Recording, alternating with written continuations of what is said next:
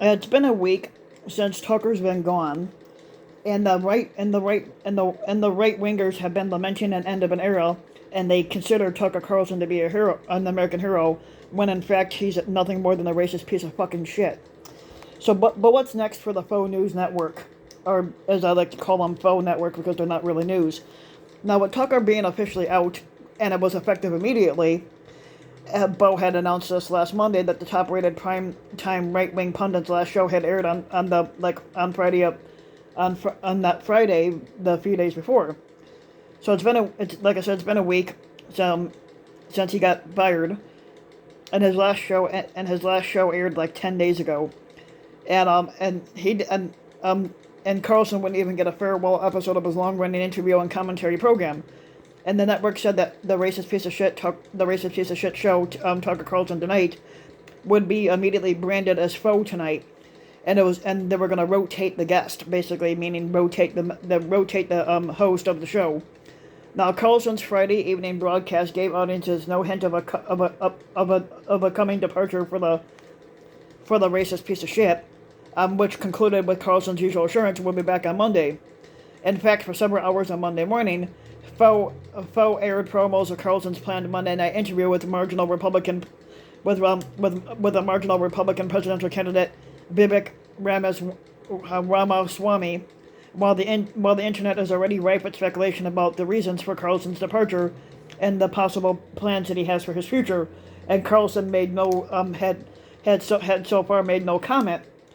And the exit comes in the wake of Foe's $787.5 billion settlement with Dominion voting machines. Now, the conclusion of a defamation suit that could have put Carlson and several other Foe celebrities on the witness stand and risked the network's future.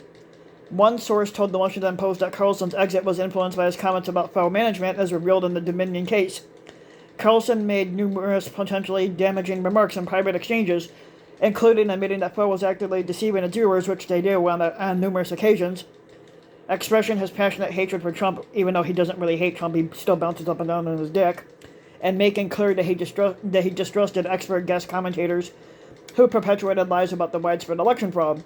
As it so happened on Friday night, Carlson delivered a keynote address at the 50th anniversary gala for the Heritage Foundation, a conservative think tank that has become increasingly aligned with Trump. A video clip of his speech captured by conservative media mill town hall shows, and Carlson lamenting the fact that people are often willing to compromise personal ethics to get their jobs and to keep them around. You look around and you see so many people break under the strain, under the downward pressure of whatever this is, and that's what we're going through. And you look with disdain and sadness as you see people who know become quisling. You see them revealed as cowards. You see them going along with a new thing, which is clearly a poisonous thing, and a silly fucking thing, saying things that they don't fucking believe, just so they can keep their fucking jobs. And this is what Carlson told the room. And this could be interpreted as Carlson speaking pointedly and with uncharacteristic candor about his own role perpetuating deceptive political narratives. And you see people going along with this, and you lose respect for them. But technically, I don't have respect for Carlson because he's a lying piece of shit. That certainly happened to me at a scale over the past 3 years. He said he was not mad at people. He's like, I'm just disappointed. Yeah, I'm disappointed in your lies. How could you go along with this? Yeah, Carlson, how could you go along with telling lies to people that you knew were wrong? And then he swerved abruptly toward easier and more conventional targets. You're putting your pronouns in your email. It's fucking ridiculous. What's fucking ridiculous is the amount of lies that Carlson fed to the sycophants that watch Foe. At the same event, Heritage Foundation President Kevin Roberts appeared to tell Carlson, if things go south at Foe, there's always a job for you at Heritage. Now, the conservative media voices and political figures surged online to mourn the loss of Carlson. I'm not mourning his loss. His firing was actually a good thing. So basically, in a segment clipped from his webcast, former Trump advisor and strategist Steve Bannon's live reaction to Carlson's departure was a blend of remorse and apparent confusion. Tucker's really not the reason to watch Foe, but with this, I don't know why anybody needs to watch anything in the Murdoch Empire, because Tucker was the mainstay of the populist voice over at Foe. Another conservative celebrity, Candace Owens, announced that she was positively shocked at Carlson's departure, calling the ex-host the greatest talent on Foe. Tucker doesn't have talent. Conservative YouTube personality Jackson Hinkle dubbed the moment the end of an era. It's really not the end of an era. Representative Lauren Bobich chimed in with a rallying cry, wherever Tucker Carlson goes, America will follow. I won't. Libertarian journalist and former Salon columnist Glenn Greenwald, a frequent guest on Carlson's show in recent years, praised the host for his opposition to U.S. military adventurism, including the war in Ukraine. Yeah, he basically lied about a lot of shit pertaining to that. And similarly, confused in territory, Robert Kennedy Jr., who plans to run against Biden for the 2020. He plans to run against Biden in 2024 for the Republican nomination, had called Carlson breathtaking courageous for airing anti-vaccine views.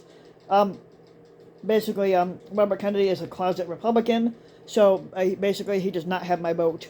And not all self-described conservatives were in mourning.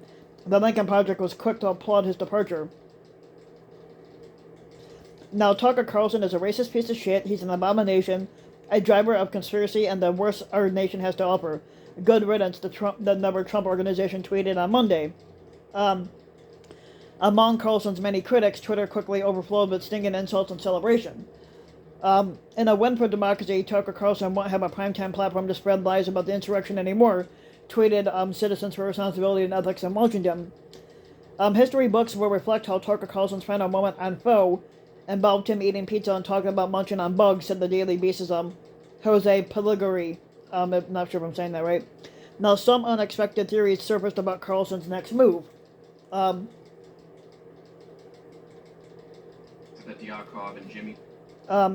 Now, Tucker Carlson is out at Foe. I've been saying this for years, and that he has been trying to get himself fired for at least there for quite some time now. And why? To potentially run for squatter. And it's not too late yet for 2024, so things could get real interesting around here, said Cenk Uygur of the Young Turks. Now,